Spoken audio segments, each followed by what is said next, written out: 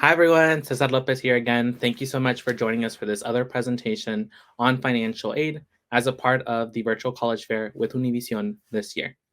For this presentation, like I mentioned, we'll be talking about financial aid 101, understanding the basics of federal and state financial aid programs to help you pay for the cost of college. All right, so for today's presentation, it's broken up into 4 easy sections to follow. It will be a bit content heavy, so feel free to pause the screen at any moment to take down notes. Today's presentation will start off by breaking down the cost of your college education. We'll walk through a couple of examples of public and private institutions, 4-year versus 2-year colleges. In the second portion, we'll go more into specifics about the FAFSA and federal financial aid programs, and more importantly, who's eligible and when you should apply. For the third section, we'll use state financial aid programs, and we'll use Georgia and North Carolina as examples of what your state might offer you as a student. In the last section, we'll cover very briefly other ways of paying for your college education. Please note that there will be a separate presentation on scholarships and focusing solely on that and what you need to do for that process. So thank you for joining me again. Like I mentioned in this first part, we'll break down the cost of college education specifically through the use of examples. Really important to know, there are various things that affect how much your college education will cost you. It's really important to know that there is a difference between how much a 4-year public institution and a 4-year private institution costs. I'll compare these two in a second, but it's also really important to note that even amongst these two separate categories, one private college might cost more than another. One public college or university might cost than another, even if they are comparable in size and in your state. Whether or not you are a full-time student and enrolled between 12 or 15 credit hours, or whether you're a part-time student taking a couple of classes each semester, that will also affect the cost of your education each given semester. Whether or not you meet the residency requirements for a particular college, and if they will charge you the tuition cost for an in-state student or an out-of-state student will be important. And then lastly, how much you get in financial aid, whether that's from the federal, state government, or even the college itself, is really important. This comes down to how much you get in scholarships, how much you get in grants, and even how much you take out in loans. Typically, your college invoice will break down as follows. They'll charge you an enrollment deposit one time. This is your way of saving your seat as a part of an incoming class. This enrollment deposit might be due as early as the middle of spring semester to as late as the end of your spring semester of senior year. Every college or university has their own deposit requirements, instructions, and deadlines. Some colleges might not even charge you an enrollment deposit. Then very broadly, there's tuition. Tuition just refers to literally the cost of your classes. So for every class that you're enrolled in, there will be a specific amount that they'll charge you. So if you're enrolled in more classes one given semester, your tuition might go up, but for the most part, your tuition is consistent across semesters in a given academic year. Things that might be on your student invoice is tuition insurance. This helps cover any money that you pay into your tuition costs should you have to take a leave of absence for medical or non-medical reasons in the middle of an academic year or in the middle of a semester. Lastly, things that tend to be estimated in your invoice are how much you'll have to pay out of pocket for textbooks and class materials that are specific to your program. If you're choosing to live on campus, something that might be on your student invoice will be room and board. Room specifically referring to your dorming option and whether or not you're living in a single, just by yourself, in a double or in a triple, which refers to having one roommate or two more roommates in a room, or choosing to live in an apartment, a house through the university, or choosing to live off campus, not at home with your folks, but at home in your own apartment or at home. Something that might appear in certain colleges that offer health insurance or medical plans, you might get a quote for health insurance. If you already have health insurance, you can typically request to be waived from this expectation. Whether or not you're a commuter student or choosing to live and study on campus, you might be charged student activities fees and resource or amenity fees. This is under the assumption that whether you're a commuter student or not, you'll be accessing student organizations, student events like movie goings or even like self-care or self-help events, and then accessing things like the library, the printer area, the bookstore, or even athletic facilities. The last thing that might appear on your student invoice is a parking pass if you choose to bring a car onto campus and choose to register your vehicle to be able to park on campus. That is something that really depends on whether or not you have a vehicle to begin with. Like I mentioned, right, the best way to understand the cost of your college education is actually by just comparing colleges. Because like I mentioned in the very first presentation, one of the things that you want to take into consideration from the start is how much each college or university costs. Because it's a lot easier to plan with a budget in mind than to apply to colleges and then try to figure out how to pay for it after you've been admitted or after you've even accepted to enroll.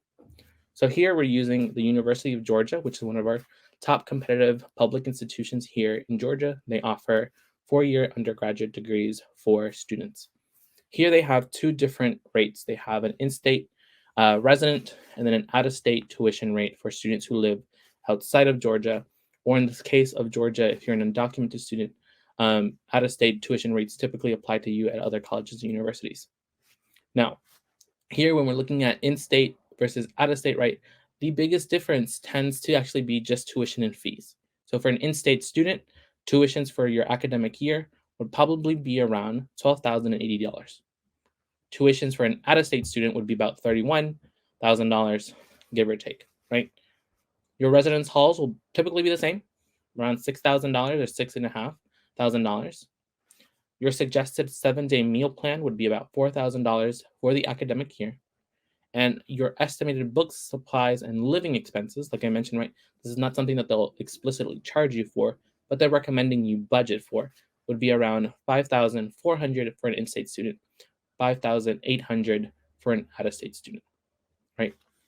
Like I mentioned in the very first presentation, some colleges have mandatory housing policies or residential policies for first-year students. UGA is an example of where first-year students are required to live on campus, so housing is mandatory. Even though it's mandatory, parking costs are not calculated in your invoice, so it's important for you to also budget for that. In comparison, right, there's about a $20,000 difference between an in-state versus an out-of-state student.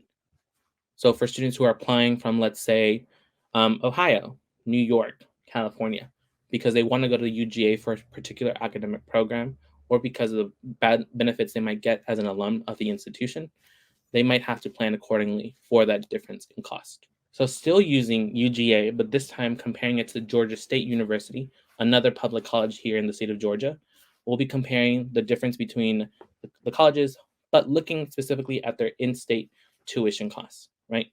So for UGA, tuition, $12,000, right? The other costs we've already previously gone through. At Georgia State, tuition is about $8,948, significantly less in comparison when it comes to tuition. One of the things you'll notice when you're comparing between colleges, right, is that the way that they present information to you on their websites or even on their invoice will be a little bit different. Here, for example, in Georgia State, they break up book and supplies and personal expenses into two different categories, while UGA lumped it all into one. So books and supplies at Georgia State, they recommend you budget for $2,000 in a given year.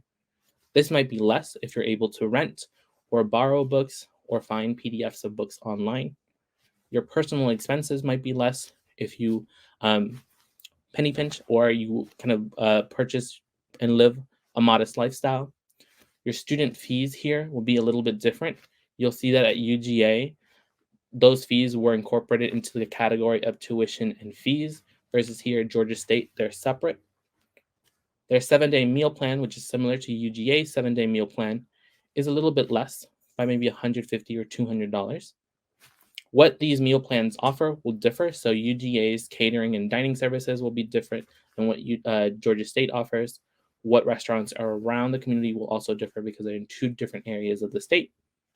And here, Georgia State suggests you budget for $800 in transportation or parking, which is not something that UGA explicitly recommended you budget for. They imply that you budget for it, right? But Georgia State requests that you budget around $800, right, for public transportation or parking costs associated to being in the downtown area. Now, Georgia State offers a much more detailed breakdown of explicit costs, right, that you'll pay directly to the college, but also implied costs that they recommend you budget for. So the total cost of attendance between the institutions, while it looks like Georgia State has more items, they tend to be comparable, right? Maybe off by $1,000 or a little bit over $1,000, right? But there's a little bit difference in how they communicate the information to you. What's really important to note as you're looking at these different invoices or estimated budgets for each college is some of these things get paid directly to the college. Some of these things are just costs that they recommend you budget for so that you're not caught off guard when your expenses go up or they don't match what you anticipated, right? So here, for example, books and supplies, that's not $2,000 that you automatically give to the college. That's just $2,000 that they tell you to prepare for in case you spend upwards to that amount, right? You might only spend $500 if you know how to look for your textbooks efficiently, right? Where it talks about personal expenses, you might not spend over $2,500, right? You might be a better person who budgets and you can spend significantly under that, right? Your transportation or parking costs will differ if you're commuting or not commuting, where you're choosing to park your vehicle, and things like that. So the invoice and the expected budgets for total cost of attendance will differ on the website and what's actually on your invoice. For the most part, things you know that you have to pay directly to the college is tuition and fees, any dorm or residential hall fees, any student activities or amenity fees, any health insurance fees, and then things like, let's see what else, general student fees that might not be explicitly for like activities or organizations or resources and amenities. So now here we're going to compare Georgia State, which is a 4-year public institution in downtown, to Emory University, which also offers 4-year undergraduate programs in the downtown region of Metro Atlanta. Here, right, the big thing to note is that most private universities do not offer an in-state, out-of-state difference in tuition. They tend to have one flat rate cost for students regardless of their residency status. When we talk about residency status, don't conflate that with whether or not you're a legal permanent resident or an eligible non-citizen. It tends to be very specific to whether or not you are a resident of the state or have established domicile in a given state. So most private universities tend to not differ between the students that way. They tend to offer one cost and one cost for everyone. Most public universities do tend to offer an in-state versus out-of-state. So here, just for ease of simplicity, we'll still talk within the context of whether or not you are a Georgia student. So in-state tuition rate for Georgia State and the flat rate for Emory University. Just looking at the estimated total cost of attendance, right? That's a very big difference, right? What's also really important to know about private universities is that their ticket price tends to be significantly higher than public institutions. Where your research comes really comes into hand here is whether or not you can see if a private university offers a lot more in financial aid, because if they do offer more in financial aid to you as a student, the ticket price might actually go down significantly, where a private university in certain situations is less expensive than your education at a public institution.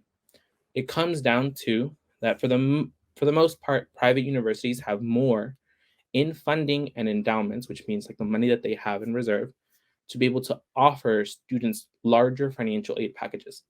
That's not always the case, which is why I don't want to speak in blanket terms. It's always best to look at their financial aid pages or their scholarship resource centers to see what they offer. Because while Georgia State might be cheaper on the ticket price, if you're not eligible for federal aid or the state aid programs, $26,000 that you have to pay out of pocket or find scholarships for is a lot, right?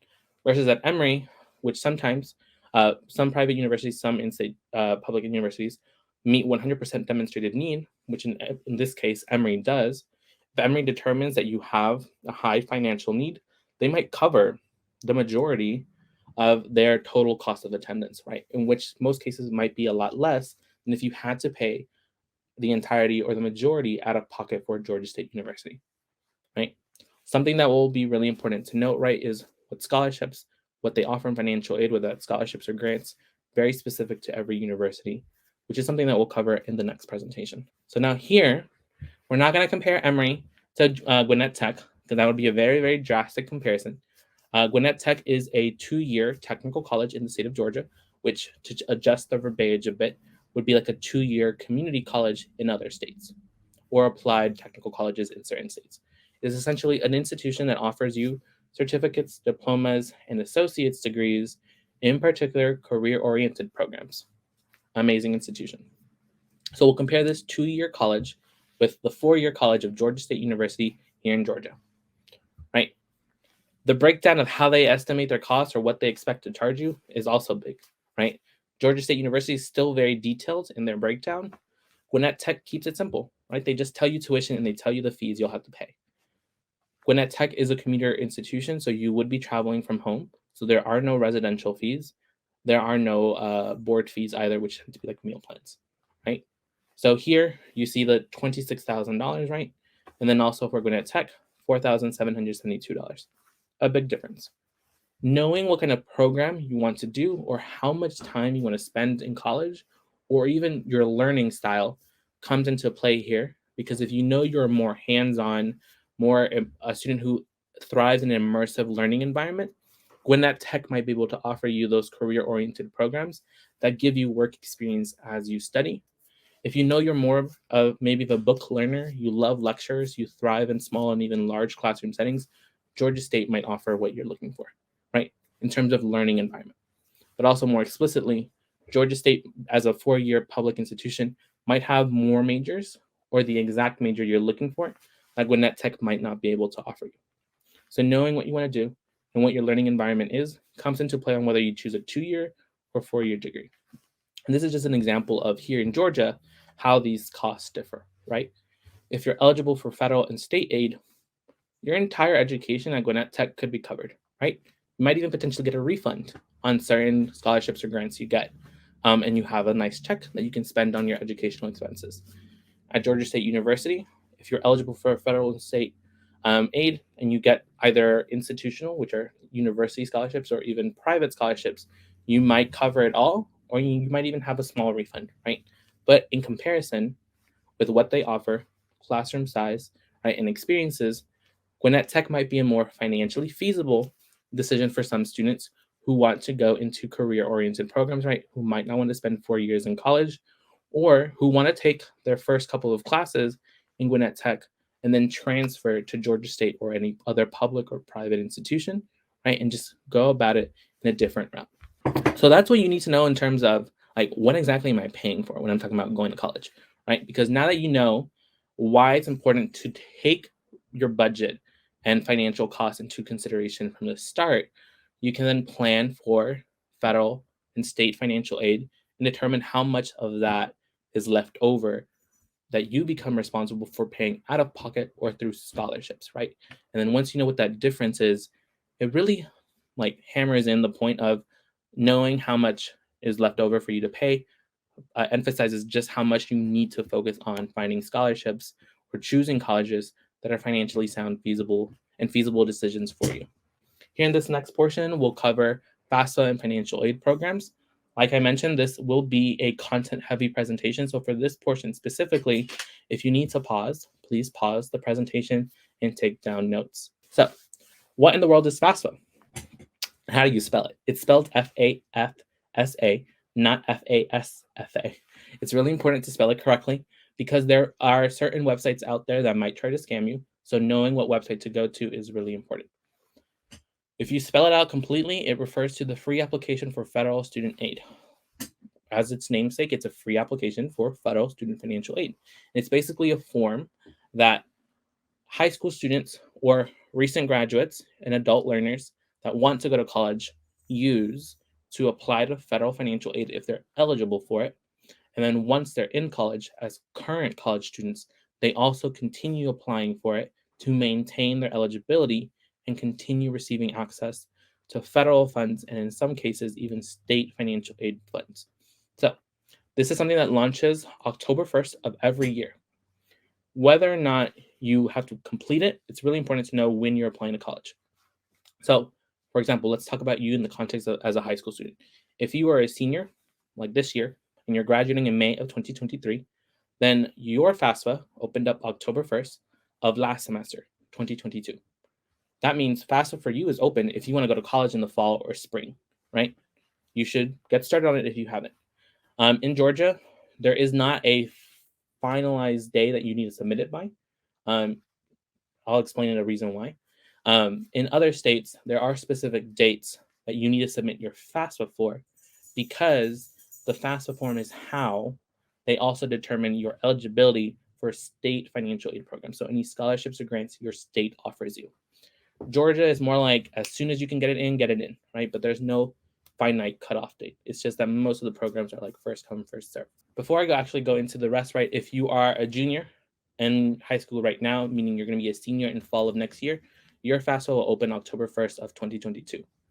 If you're a senior who's graduating this year, or someone who has graduated recently from high school and you're choosing to go to college a year or two after, this upcoming FAFSA would also be applicable if you're choosing to go to college fall of 2024 or spring of 2025. So just knowing what date you need to apply by is important.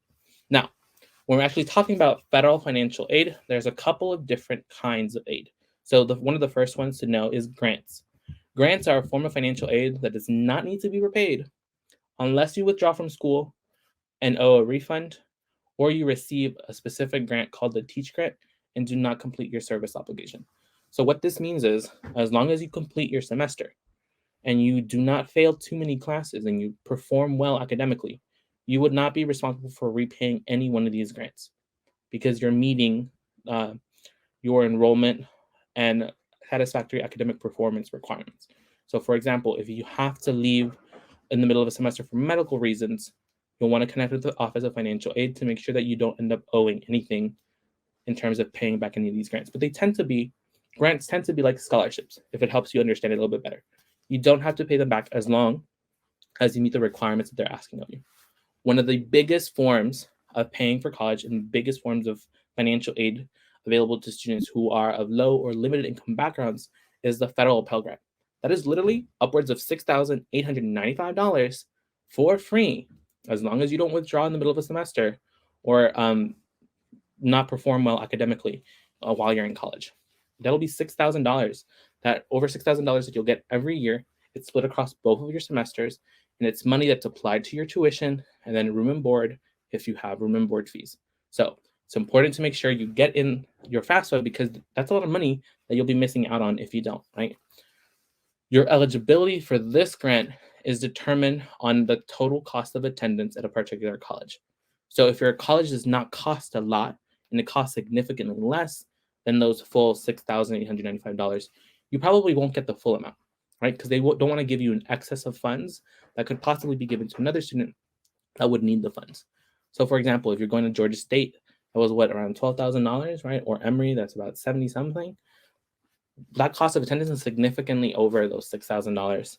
And as long as your EFC, which is your estimated family contribution, how much they believe you and your family might be able to pay out of pocket, right?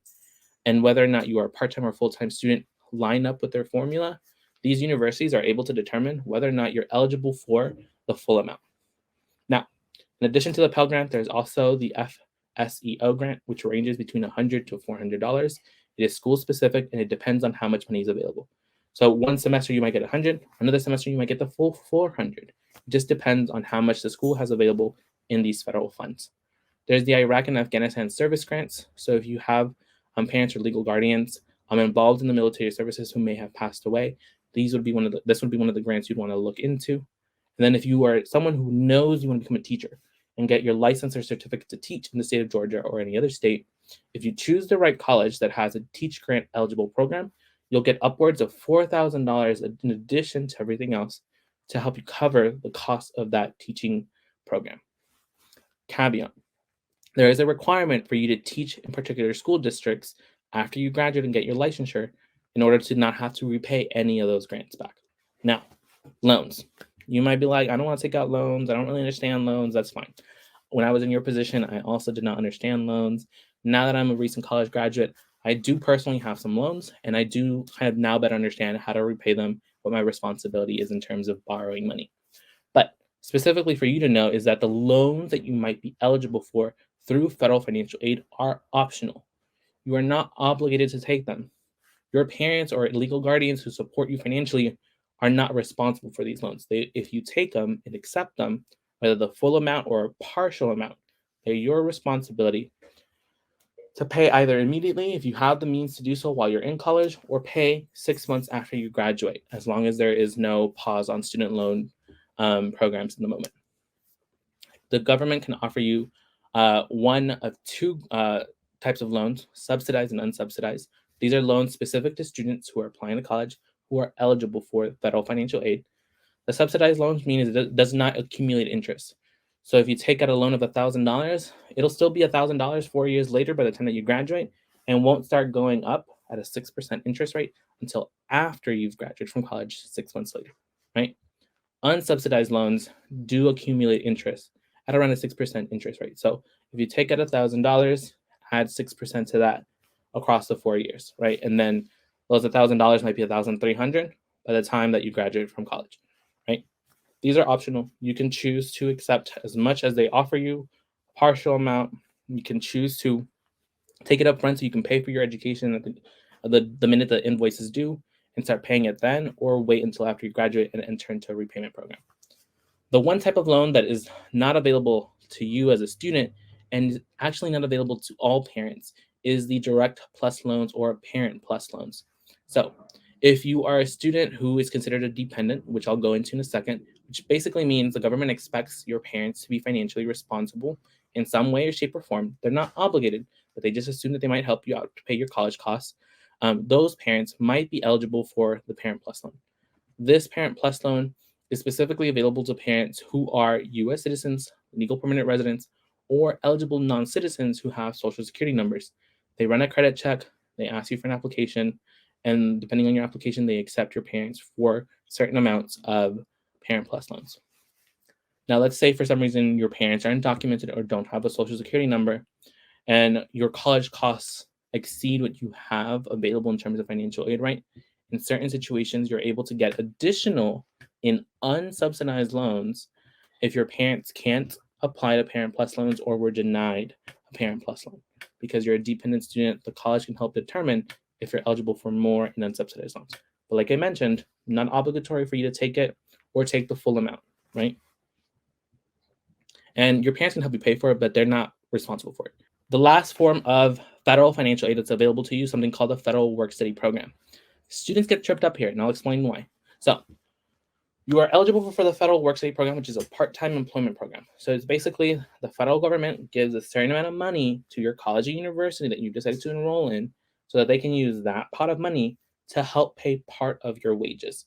So for example, when I was at the College of Worcester in Ohio, I did have federal work study. In my very first 2 years at that college, I worked at a public library, right? The public library belonged to the county, but it was through a partnership with my college. Basically, my college was paying me to work there. Part of what I was earning as income was paid by the college. Part of it was paid by the federal government and the money that they allocated in my financial aid package, right? So it's not money that you can count on, because if you don't get a job and you don't work the hours necessary to get those funds, you don't have access to those funds. So if your financial aid award letter says you're eligible for federal work study, and it says $1,000, $1,500 per semester, that's not $1,500 that's promised to you, because unless you get that job and work for it, that money doesn't move. It sits in the pot, and you can't assume that you'll have it to pay for your education or cost of education, because you need to work it. So for me, I worked part-time job. I was able to access the funds on my federal work study. At some colleges and universities, not all, if you are a part of the federal work study program, they'll give you priority to apply to jobs, submit your applications before it's open to everyone, including students who want a job who don't have federal work study. This doesn't apply to all, but some colleges allow you that ability.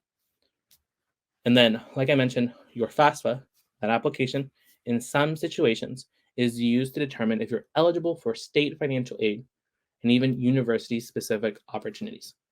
Not always, and in some states, they have their own application separate from this, so you have to be mindful of that.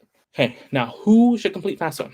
Unfortunately, not everyone in our community is going to be eligible for it, so I'll walk you through the requirements.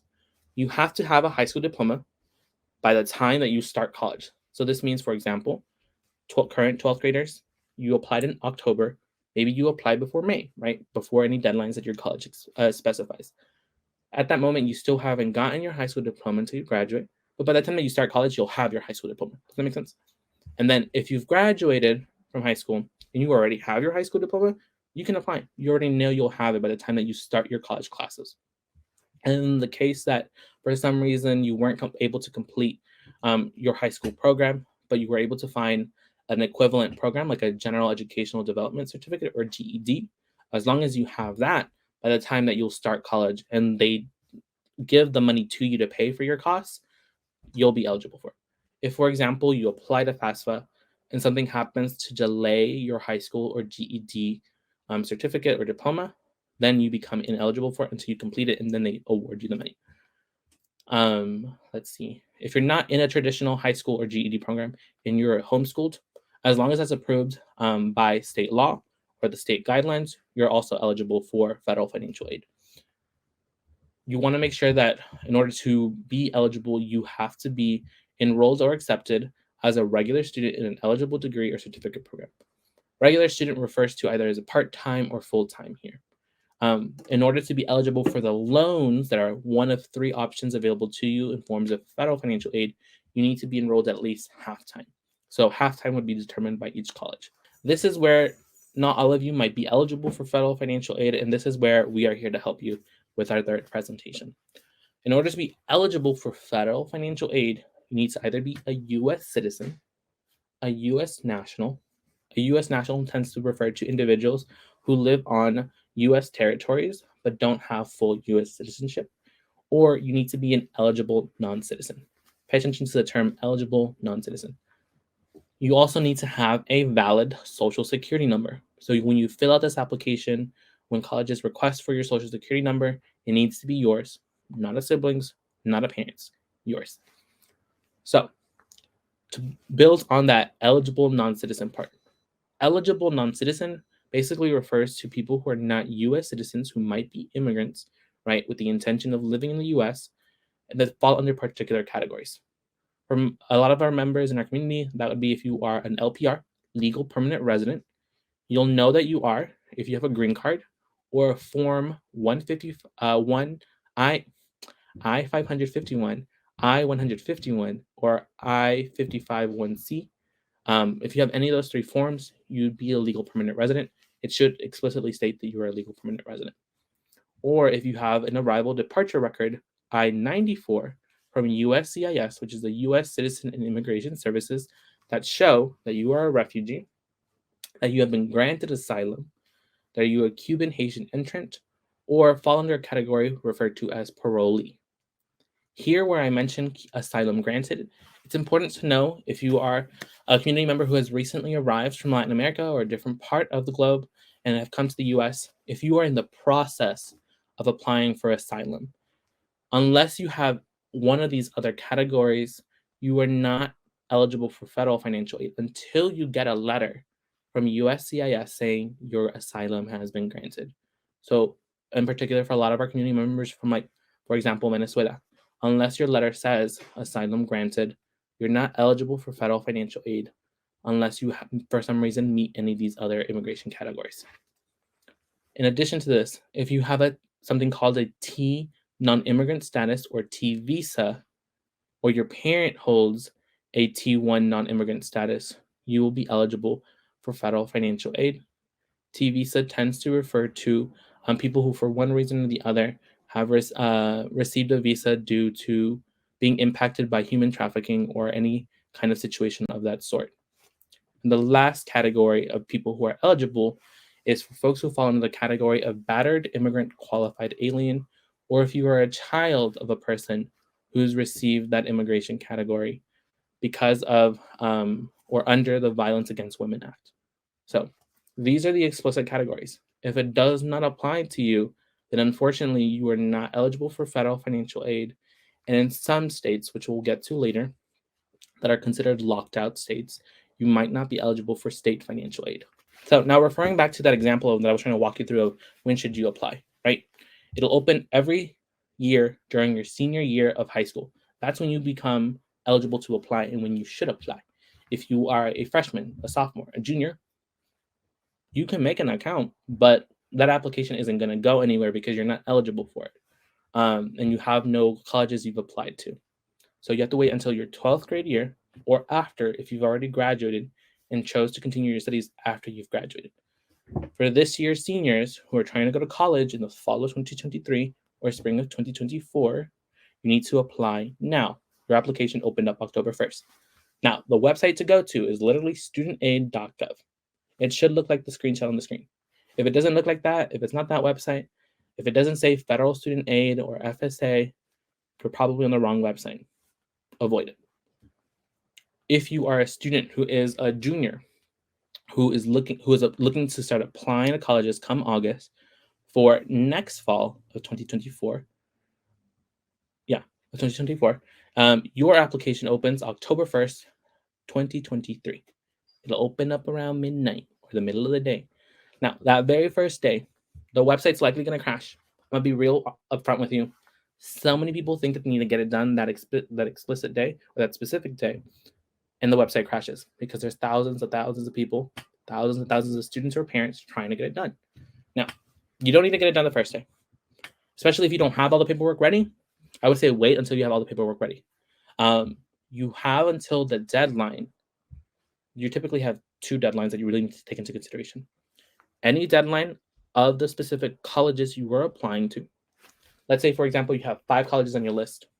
Each of them have a specific deadline that they need you to submit your FAFSA form in order to be considered for university opportunities, right? Maybe one says submitted by December 10th. Another says January 15th. Another says February something. Another one says March. Another one says, shoot, we don't need it until May. You have 5 colleges. In order to become eligible for that first university's priority deadline, you need to submit it by this deadline. When you submit the form, it'll ask you for all the colleges you think you're going to apply to, and you'll list them all. If you submit your FAFSA and then you've applied to more, after you submit it, you can go back in and add those colleges. That's fine. If you added colleges to that list and you decided not to apply, that's fine. Your data is still confidential. It's still secure. It's just not being used. You just need to know that very first deadline for the college, right? Sometimes, depending on your state, and you can find this information on the Federal Student Aid website, you might have a deadline that you need to submit it by in order to get your consideration for state financial aid.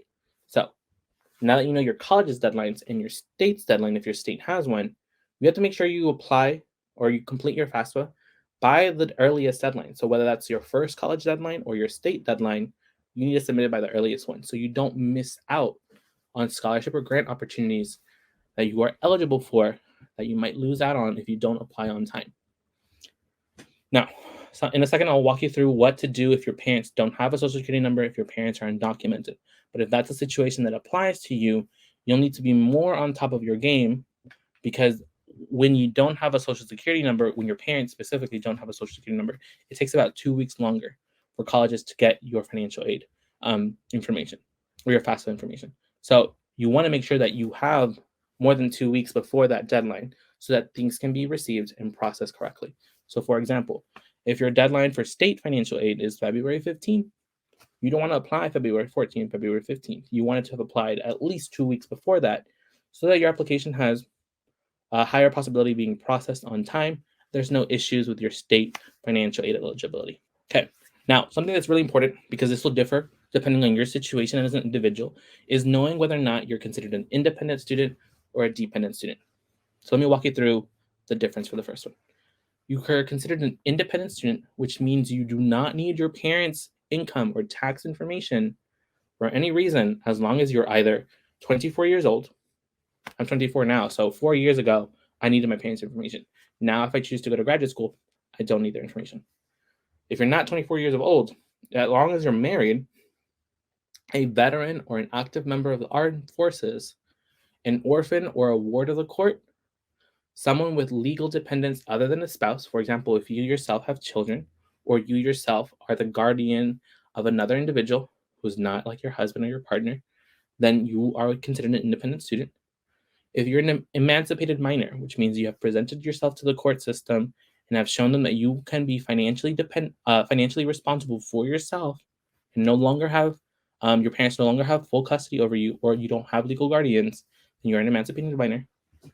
If you're someone who is homeless, like in the moment, or is at risk of being homeless, or if you're someone who has someone has legal guardianship over you that's not your parents. So let's say, for example, The people who have legal guardianship over you are your grandparents, or an aunt or an uncle, or in some cases, like your godparents. If it's not your parents who have a guardianship over you, then you don't need that other person's information either. If none of these situations apply, you're considered a dependent student. I'll use myself as an example. At the age of 18, when I was applying, I was not married, clearly not 24, was not in the armed forces, I was not an orphan or a ward of the court. My parents are still alive and I still live with them. I was not an emancipated minor. I was not homeless or at risk of homelessness, and no one else had guardianship over me. Because I did not meet any of those, I was clearly a dependent student, which means that I have to report my parents' information, which is their income and tax information. Nothing about my parents' immigration status affects my application, and much less your application. So even if your parents aren't US citizens, legal permanent residents, or eligible non-citizens, as long as you as a student are eligible and your parents can give you that information, this process will go smoothly for you for the most part. Now, specific situations that a lot of students encounter and that we're available to help you work through, FAFSA, the FAFSA hotline is available to help you work through. If you do not live with your parents, it doesn't matter. If you are required to submit their information, like their demographic and financial information, you'll need to have a conversation with your folks. Let them know why you need the information. It's important for you to explain to your folks they are not responsible and they're not obligated to help you pay for college. They're also not responsible for any of the loans you take out as a student. You just have to explain to them that colleges and universities need that information because they assume that they'll want to be able to help you. But if your parents don't want to or they can't help you financially, you'll just have to work through convincing them to give you that information. If you cannot provide that information and they're not willing to give you access to that information or complete those portions of the application themselves, then you're unfortunately not going to be eligible for as much aid as you would like to be eligible for. Federal aid. This may or may not impact state financial aid. That may or may not impact university-specific scholarships. For those two areas, you would need to contact the university or research the expectations for your state financial aid program. If you're not able to submit your parents' information onto the second point, you might have special circumstances, which I'll talk about in a second, which would make you eligible for federal financial aid as any other student because of those specific special circumstances. If those special circumstances don't apply, then you become barred from certain financial aid programs. Now, here, like I mentioned, right, the third point, having an unwilling parent is unfortunately not a good enough reason for the federal government to award you as much federal financial aid as you're eligible for. Do I agree with this? Not necessarily. But unfortunately, right, that is just one of the situations that a lot of our students find themselves in. And if this is your case, talking to your school counselor, talking to the financial aid administrator at the college you want to attend will be really important in helping you navigate this process. Because if you're not able to submit information because your parents are unwilling, right, the only thing you'd likely be considered for are the unsubsidized loans, which are those loans that do increase in interest rate while you are actively studying, right? And that might not necessarily be the ideal situation for you, right? But it is unfortunately something that universities have to follow. They don't have discretion in this particular case, right? For the last point, like I mentioned, if you have a non-citizen parent who is either undocumented or for some reason does not have a valid social security number, that's okay. As long as you are eligible for federal financial aid, and as long as your parents declare their taxes and submit their tax returns as they're supposed to, right, then you'll be fine. Something that's really important to communicate with your parents is even if they are undocumented or do not have a social security number, if they are working in the US, like as independent contractors or of that sort, they may still be required to submit and declare their taxes. The IRS website will let you know if you do. They have like a little interactive tool. If your parents are required to submit their taxes, they will need to do so. If they don't have a social security number to do that right, they'll have to go to a tax preparer or a tax accountant, and they can help them apply for something that's called an ITIN, or an individual taxpayer identification number. That number looks like a social security number, but you do not put that number anywhere on this application. That will delay your application. You only need that number, your parents need that number, so they can file their taxes, report their income, and then FAFSA can easily verify your information. So That might delay your process a bit, but it doesn't have to delay it for a lot. So here is the actual information you'll need to have on hand the day you start working on this application. You don't need to get the application done in one sitting. If you can, it'll likely take you a max of maybe 3 hours. If your parents have a social security number and they declare the taxes every year consistently, you might be able to get this in like half an hour. It all just depends. But things that you will need to have on hand is your social security number as a student. Remember, you as a U.S. citizen, legal permanent resident, U.S. national, or eligible non-citizen, you'll have a valid social security number. So you need your information. Your information is confidential and it is secure. Only the people who need it will have access to it. And that is typically just the financial aid administrator. And they don't get access to your whole number. They just get access to like the last 4 digits and that they are able to use to verify whether or not your social security number is valid.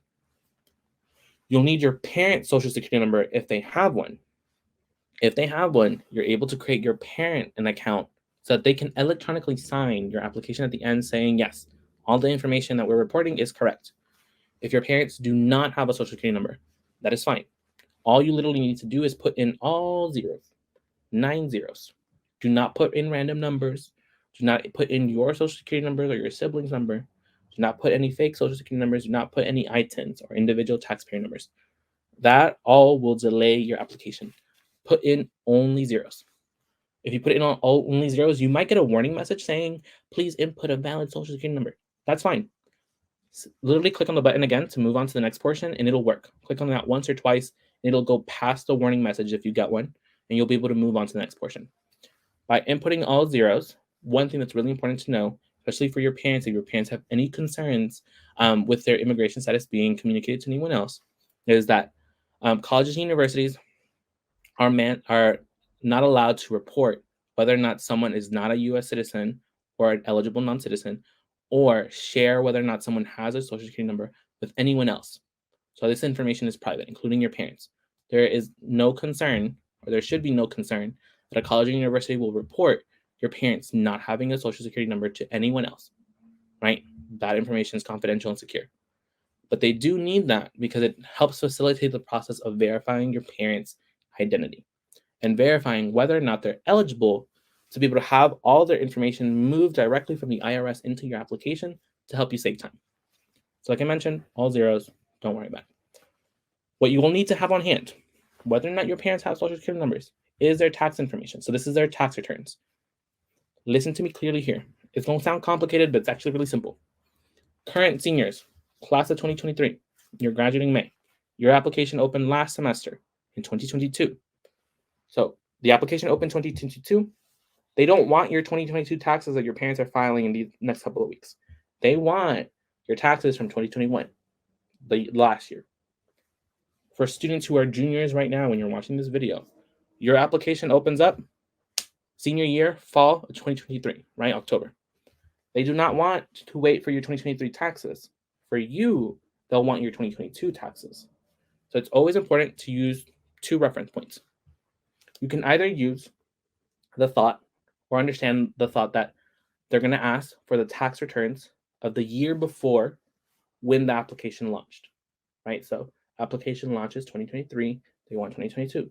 Application launches 2022, they want 2021. If that's not simple, then another reference point you can use is they want the tax return of 2 years prior to the semester you start college. So, for example, seniors of this year, you start college fall of 2023, right? 2 years ago, it's 2021.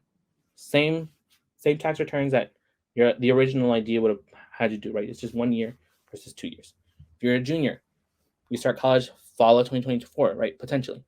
They don't want your 2023, they don't want your 2024 taxes, right? They want the one from 2 years prior, which is 2022.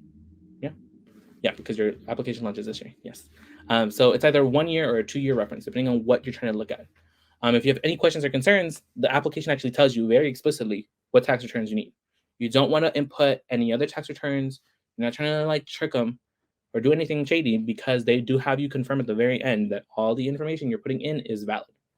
Now, in addition to their tax returns and their W-2s or 1099s that tell you how much they made, you'll want to have any proof of any other kind of money that they have anywhere. Whether this is like, for example, some of your parents might have a second home and they might rent that second home to someone else. So they're getting some kind of money the form of rent. That is something that you'll need to report, right? If you or your parents receive child support or you pay child support, if you have veteran non-education benefits, things like that. If you have something in cash, savings, and checking account balances, or if you have any investments, they'll also want to know that. They'll want to have as much information about your financial situation so that the federal government, that the state, and the university can determine how much you truly need to be able to afford your college education, right? It's not the guarantee that they'll pay for it all, right? Because there's multiple avenues of funding for a reason, but they want to make sure that they do their part to make college education as feasible as possible. For that, they need you to be truthful and forthcoming with as much information as possible. Okay, the special circumstances I mentioned earlier. If you fall under these special circumstances, my recommendation is that you contact the financial aid office at every college, not just one, all of them that you've applied to and that you're interested in possibly enrolling in. If your parents are incarcerated, if you've left home due to an abusive family environment, if you simply do not know where your parents are and are unable to contact them, in this situation, you're specifically not adopted, right? You're just someone who does not have contact with their parents. If you're older than 21 years old, but you're not yet 24, 24 being the year you become independent, right? And are unaccompanied, which means you don't have legal guardians or parents, and you're either homeless already or self-supporting, meaning you like support yourself and you're financially responsible for yourself, but at risk of being homeless. In these situations, if you can provide proof, college financial aid administrators can help you walk through how to get the most financial aid possible within the guidelines that they have to work in, right? But financial aid administrators would need kind of proof of these situations. Now, just bring it all together. FAFSA process simplified, basically 4 steps. Once you get the FAFSA form done, you can review your information and you sign it with your FSA ID. Your FSA ID is just the fancy name for your account login details. The email, the username, the password you use to create your account to fill out the form. This is where I also mentioned, right, if your parents have a social security number, you have to make an account for them. You don't need to fill out the application twice. You just need them to have an account because their identity gets verified, and then they can sign it at the end of your application to say, yes, I, the parent who has been checked by the government, and that I'm a real person, confirm that all the information is correct. If your parents do not have a social security number, so they can't create that account, for example, to be more specific, if your parents are undocumented, for example, and they don't have the social security number to create the account, they can still sign it. They just won't be able to sign it electronically. What you'll need to do at the end of your application is print out the signature page. It has the address. It tells you the instructions. One of your parents signs it. You fold it up, put it in an envelope, put a stamp on it, stick it in the mail. 2 weeks later, or within 3 weeks, 4 weeks max, your application should be processed. They'll receive that signature, basically say, yes, a real person signed it. A real person's holding themselves accountable to that all the information is real and accurate, right? They'll process your information, send it to your colleges, boom. Now, if you have an FSAD, right, after you and your parents sign it, you should get a notification that your form has been processed. You'll receive something at the end that gives you like a congratulations message. That's just a brief glimpse into what's called your student aid report. If you scroll down a bit, it tells you what your expected family contribution is, how much they think your family might be able to pay out of pocket, and it tells you if you're eligible for the federal Pell Grant and possibly how much, right? So then you can have a good estimate until you get the actual financial aid package. It's an estimate of how much you might get in that Pell Grant. Third step, once it's been processed, you get that notification. At the same time, colleges get a copy of your information securely in their system, and then they review that. After they offer you an offer of admissions, they'll take your college application, your FAFSA form, and any other applications they might require to then build what's called your financial aid package. That financial aid package basically breaks down the cost of education and how much they're offering you in financial aid, scholarships, grants, loans. Lastly, depending on how many colleges you're applied to, how many you're still choosing between, you'll have to sit down, compare all of them together, right? And pay attention to how much you'll have to pay out of pocket or how much you're responsible for after all those scholarships, grants, loans have been applied.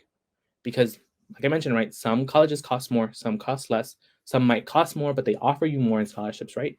So it really comes down to not necessarily how much they give you in scholarships, but how much they're able to bring the cost down for you, right? Because if a college costs $70,000, they only give you a scholarship for 50, you're still on the hook for 20, right? So paying 20 to private college versus paying maybe a public university only gives you like 10K in scholarships. You're only responsible for maybe 5, right? Of those 2, it might be easier to pay 5, find scholarships for $5,000 than to try to cover 20,000, right? So choosing which one becomes the best financial option for you amongst your option is my suggestion. But yeah, 4 simple steps, a lot of information. So here, like I mentioned, we'll go into state financial aid and what are things you need to get to consideration. Here we'll use Georgia and North Carolina as an example. Every state, or the majority of states, offer state financial aid programs to their students, specifically to who they classify as residents. For the most part, right, this is not in reference to legal permanent residents, but they each define what a resident is for them, right? In Georgia, for example, someone needs to establish domicile and have proof that they're living here and not just like renting out an apartment, but they still live in a different state and be here for at least a year, right? Or at least 24 months, depending on how they're applying to college. So that's just an example. So every state has their own policies and guidelines on like academic expectations upon graduation, maintaining eligibility while in college, how much they can get, determining residency, and then how they're classified for tuition, right?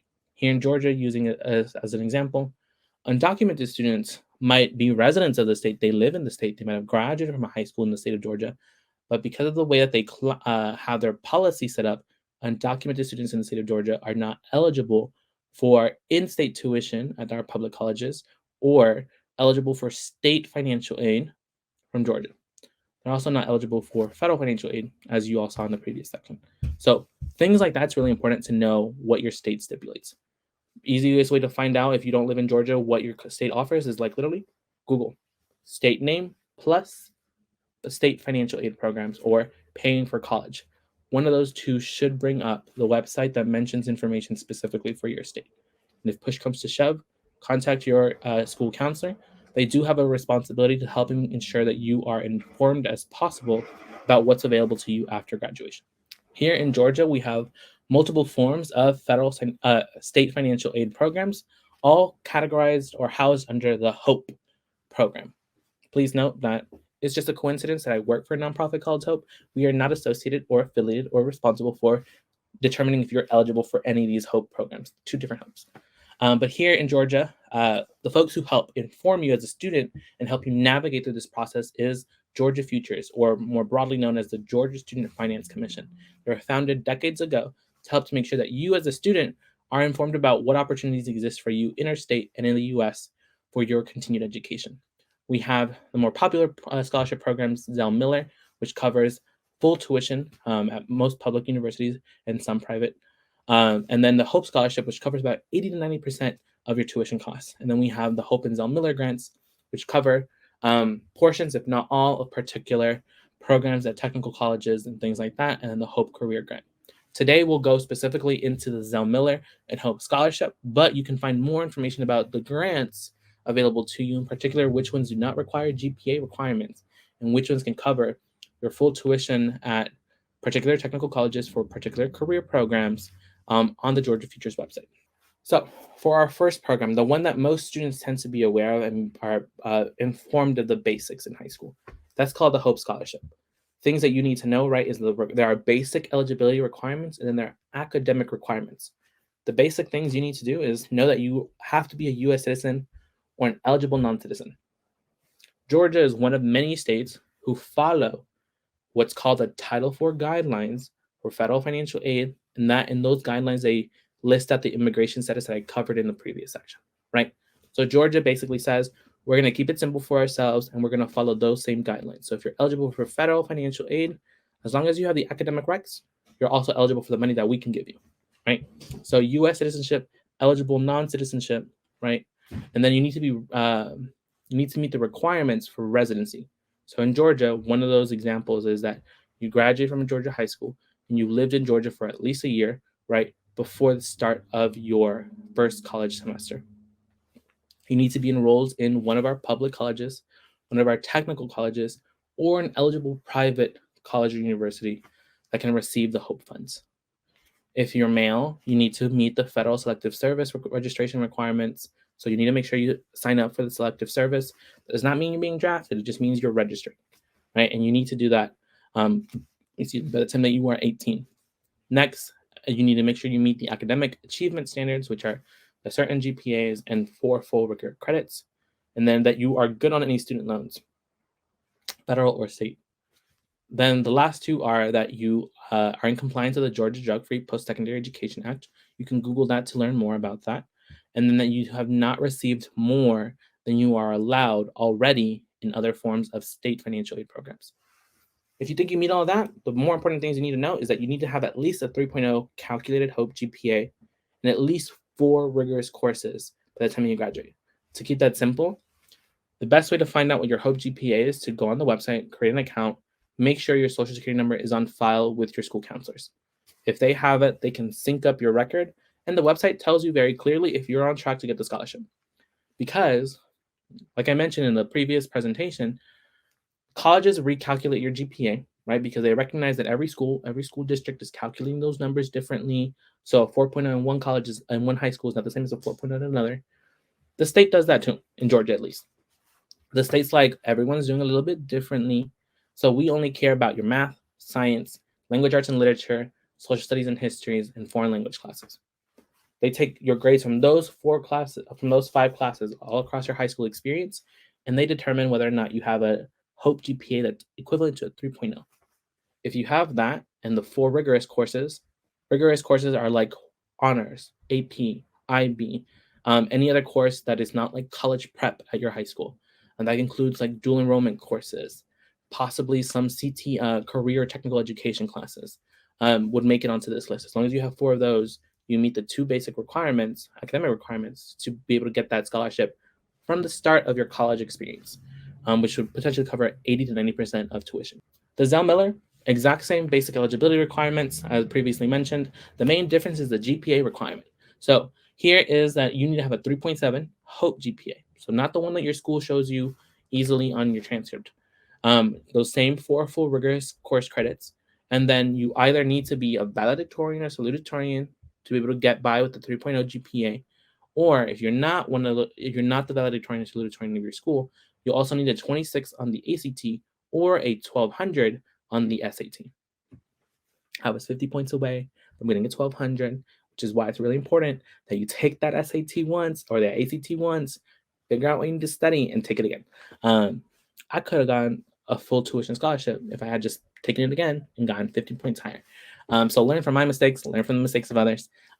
It's important to know what the academic eligibility requirements are, right? Because you want to prepare yourself for it. It really sucks when it's your senior year and you just now find out what these requirements are, and you've learned that you could have done some things right your junior, senior year to help put you in a better position for these opportunities. Georgia Futures is the Georgia Student Finance Commission. Their website looks like this. I would love to say we're one of the few states that have very easy to navigate user interfaces on our website. So please make sure to check out all the resources that they have. Create an account. By creating an account, you'll be able to check out your HOPE GPA. It'll literally ask you for just for you to select your high school and probably input the last 4 digits of your social security number, and it links your account so you can make sure you're on track for the scholarships.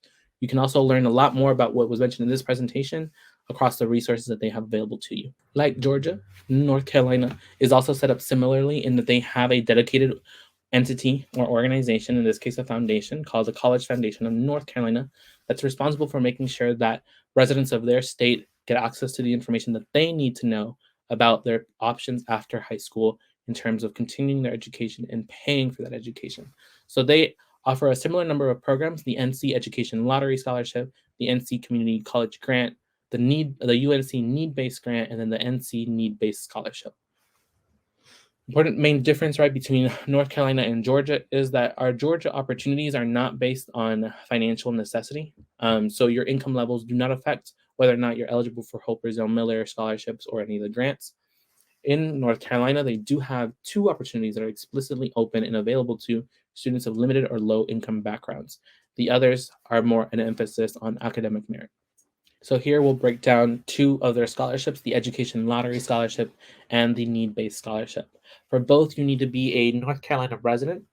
They have similar expectations that Georgia does in terms of how to determine residency. So you'll want to make sure that you go to the CFNC website, which I'll show you in a second, and click on their article that says Residency Determination Services.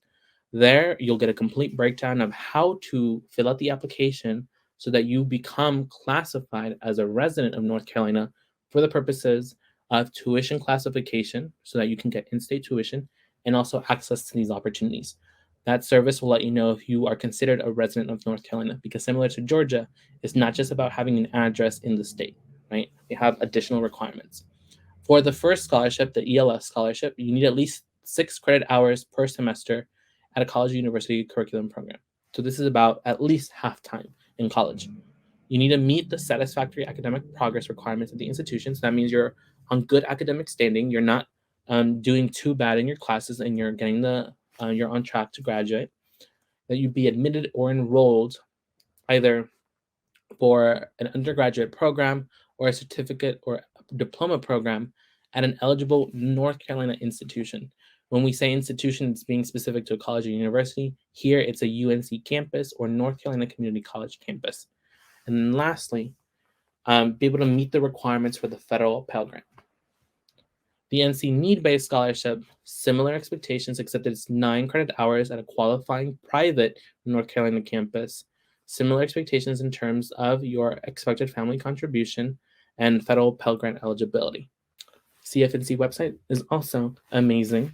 One of the things that they do really, really well that positively impacts your experience as a Hispanic and Latino student in North Carolina is that they offer their resources, or the majority of their resources, in Spanish. Both organizations in Georgia and North Carolina have amazing representatives that are literally one email, one call away from connecting with you and helping you navigate this process.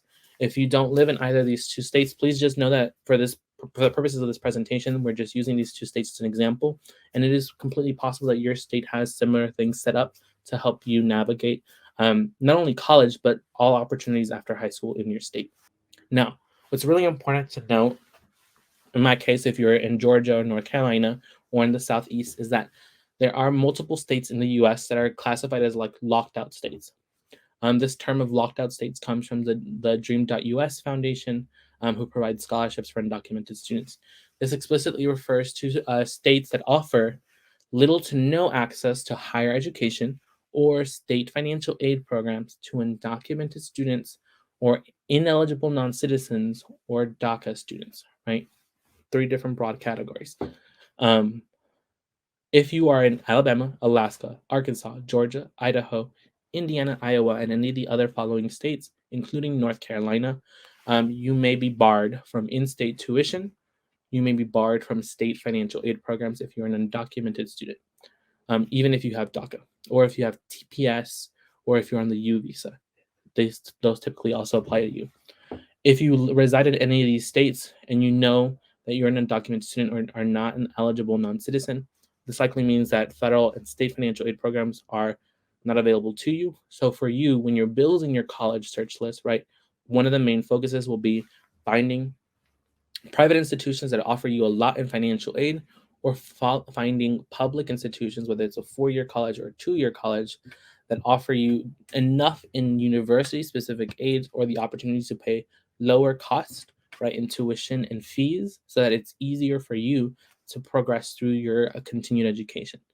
There are, in our 3rd presentation of this college fair, we'll walk you through scholarship opportunities for immigrant students.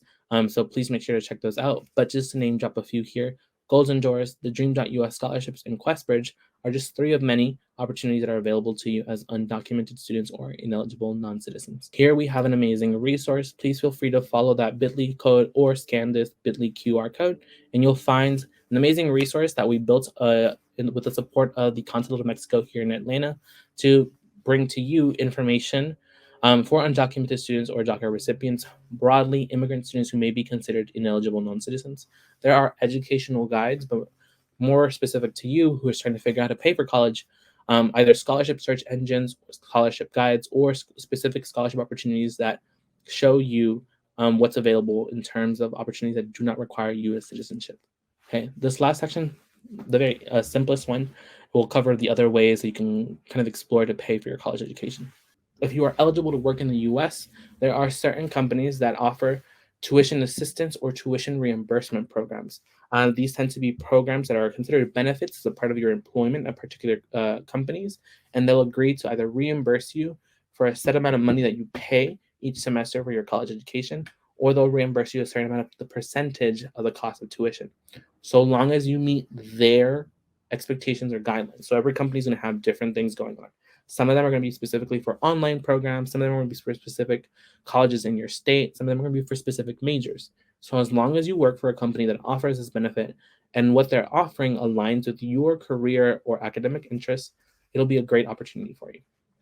You might need to work a set number of hours, either part-time or full-time, for a certain amount of months or maybe a year or two before you're eligible for it. And then they'll make set expectations like the limit or the max of how much they'll reimburse you, what college or university you can attend, what major or degree program you're eligible for, and then what grades they might require you have. Some examples include, but are definitely not limited to, there are a bunch more: Amazon, Apple, Best Buy, Bank of America, Chick-fil-A, Chipotle, FedEx, Home Depot, KFC, Marco's Pizza, McDonald's, Starbucks, Walmart, and more. So please make sure to Google. You can find a full list and much more extensive list online, but you can also directly contact your supervisor or manager, whoever helps or is involved in the hiring process or managing employment experiences, and ask them if they know of any benefits like this at the place that you work. A lot of my friends and a lot of students that I've worked with, for example, have worked for Chick-fil-A and have applied to their scholarship opportunities year after year, many of them being able to get quite a bit in scholarships accumulated over 4 years and get a portion of their education paid for. So they're graduating with little to no debt here in Georgia. So we've covered federal and state financial aid. We will cover what's called institutional or university grants and scholarships in private or external ones in our next presentation. We've covered tuition reimbursement. The last three things, or the last three ways to pay for your education, are payment plans. So whether or not you get scholarships or grants, whether or not you choose to take out loans or pay for things out of pocket, one of the great things that are always going to be available to you are payment plans. Every college or university is going to have their own set of instructions and expectations. For the most part, you can disperse anything that you owe across 12 months or across an academic year.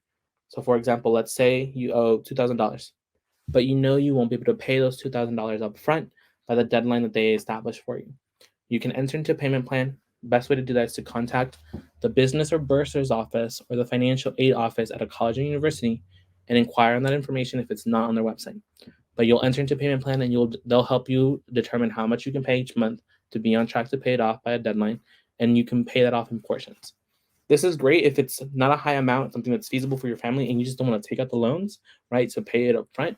It'll be a lot way to not enter into that whole other obligation and just pay it out of your pocket. If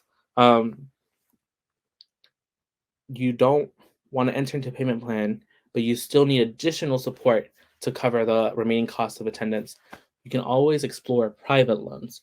I always recommend you accept and explore student loans that are offered by the federal or state government wherever you reside, because those tend to be a lot more manageable. The interest rate tends to be constant and not variable. Private loans, every company, every bank that is out there that can offer you a private loan, they each have their own rules and regulations, their own expectations for payment plans, their own interest rates and ability to change interest rates or change conditions. So they vary. So it's a lot better to start with federal and state, and if you need to, explore private loans. The best way to do that is to figure out if you as a student can take out the loan yourself, or if you'll need your parents to be responsible for the loan, or if you'll need a co-signer. Making sure that you meet the requirements for every company is important. But as I mentioned, right, the main focus of when you're building your college list is choosing colleges that are financially feasible and sound for you. So you can avoid having to take out too much in federal or state loans, much less in private loans. And ultimately, some of you might be fortunate enough to have parents or relatives who have put money into what's called a 529 savings account. These are savings accounts that are open on behalf of students, where individuals can deposit money that accumulates interest and returns. So by the time that you go to college, you have a certain amount of money set aside. You'll always want to ask your parents just to see if this is something that they have set up for you, or if they know if your grandparents or relatives have, because you never know. Maybe your grandma or grandpa have set aside a little bit of money and they just didn't tell you until you got accepted somewhere. But you can use that and plan accordingly so you can disperse your costs and kind of widen the net of colleges you can apply to. But those are the last three remaining options that you can explore. That was a lot of information. I know, trust me. I hope you go back and revisit this presentation and pause wherever you need to. But like I've mentioned, you can learn more about what we offer here at Hope by going to our website, www.leadwithhope.org. You can check out our education page and explore the scholarship resources that we offer there, our section on resources for immigrant students, more information on our Hope Legacy Scholarship once that launches, and contact us for free, bilingual, completely virtual, one-on-one advising sessions if you need additional support. If you have any specific questions or concerns of things that weren't covered today, you can email us at info@hopestrong.org. Thank you for joining us.